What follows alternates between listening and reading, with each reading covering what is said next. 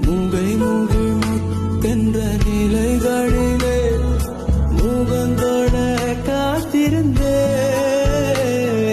மலர் என்ற நிலை விட்டு பூத்திருந்தார் மனம் கொள்ள